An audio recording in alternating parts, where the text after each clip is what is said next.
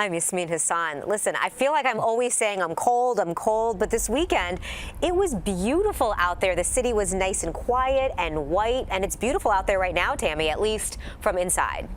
Thanks, Tammy. We're following breaking news out of the West Side. A young woman dies after she's shot and killed in her car just waiting at a stoplight. An all too familiar and fatal. Carjackings in Chicago were up 132% last year, and it doesn't look like the trend is slowing down. And now we're hearing from 2 victims from over the weekend. He just kept saying. Both women were carjacked during the day, one in Hyde Park, the other in Wicker Park. And then don't forget, we told you about 4 other attacks just last Wednesday. Plus, even more were reported through safety apps. By our count, there were 8 carjackings last week in total. Another one of them took place in Wicker Park. A rideshare driver says that he picked up 2 men right near Lemoyne and Paulina around 4 o'clock in the morning yesterday.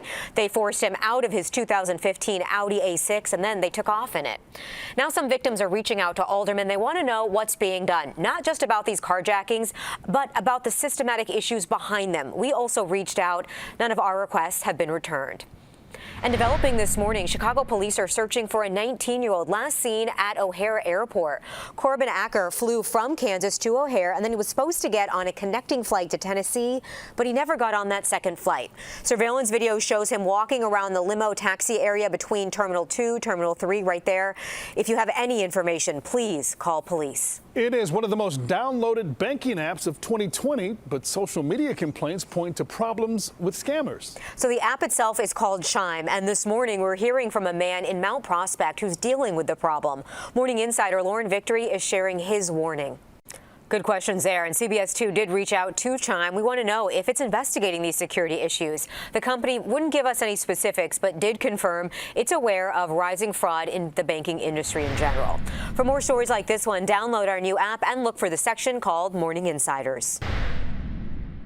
I'm adopting that doggy in the window.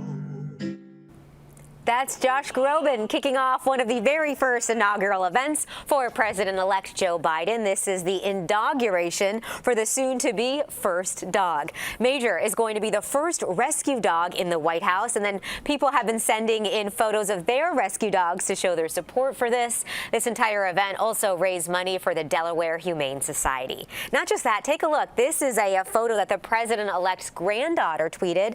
That's the family's other dog, the other German Shepherd named Champ.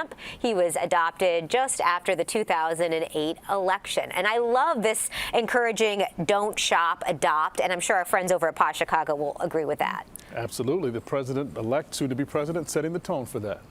Love it. We are in Harvey, where police just wrapped up a shooting investigation. Troopers tell us around 12:30 this morning they were conducting just a routine traffic stop when they noticed one of the guys in the SUV had a gun. There was some sort of struggle, and that gun went off, hitting that man.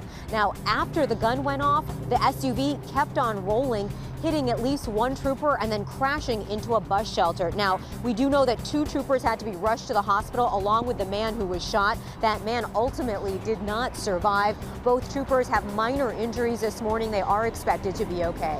Reporting live in Harvey, Yasmeen Hassan, CBS 2 News. Good morning, everyone. I'm Yasmeen Hassan in for Audrina. And I'm Ryan Baker. Right now, let's take a live look at the Capitol building. Do you believe he should be removed from office after today, sir? As you can see right there, the vice president did not answer that question as he returned to certify the Electoral College votes last night. The 25th Amendment, just to give you some perspective here, it allows the vice president to take over office should the president become unable to carry out his duties. Talks to invoke that amendment have grown since the Capitol was stormed yesterday, but both the vice president and the majority of the cabinet would need to pursue it. And some congressional leaders from right here in Illinois are among those saying that the president has to go, and he has to go now. Yeah, even though there's... And a lot of people noted that the mob at the Capitol was mainly white, and that's led to a lot of questions about a double standard when it comes to the people involved. Political consultant Del Marie Cobb joins us live on the phone. And when we're talking about moving forward, just a few minutes ago, we heard a reporter asking the vice president about possibly invoking the 25th Amendment. Now, is this something that could actually happen even though we are so close to the inauguration? It's certainly something. Oh man, I could just sit and listen to this and watch this all day after just hours of chaos, really. We had so much going on yesterday, but we got some sunshine back in our lives, and hopefully you got outside, because it was the first glimpse of any sunshine we've seen all year long, and we just have to take advantage of it while we can. For sure. Saw Ryan over there dancing a little bit. I don't know what he was doing, but he was. Little Stevie, we need some sunshine in our life this morning, for sure. We do, yeah. And it was more. Congresswoman Robin Kelly was one of the lawmakers caught in the middle of all the chaos at the Capitol, and she blames the president for the violence and others in the Republican Party who didn't speak out against it. He incited. Kelly hopes this is going to encourage everyone to speak up when they see or hear people saying the wrong thing or pushing the country in the wrong direction. While the Capitol was under siege, the balance of power in the United States Senate was decided in Georgia. Both Democratic candidates claimed victory in the state's runoff elections, meaning the Democrats will take control of the Senate. John Ossoff and Raphael Warnock defeated Georgia's two incumbent GOP senators. There will now be a 50-50 split in the Senate. Vice President-elect Kamala Harris, who's also a Democrat, will cast the tie-breaking votes. And when you're away from the TV, you can always get breaking news updates on the crisis on the Capitol on All Breaking News on our digital streaming network, CBSN Chicago. Watch it on our free CBS Chicago app. Overnight lows in the 20s to near 30. To say there's so much going on is just an understatement. But you can always get updates anytime on our digital streaming network, CBSN Chicago. And thank you so much for starting your day with us today on such an important day. Absolutely. Make sure you can download our CBS Chicago app. CBS This Morning starts right now.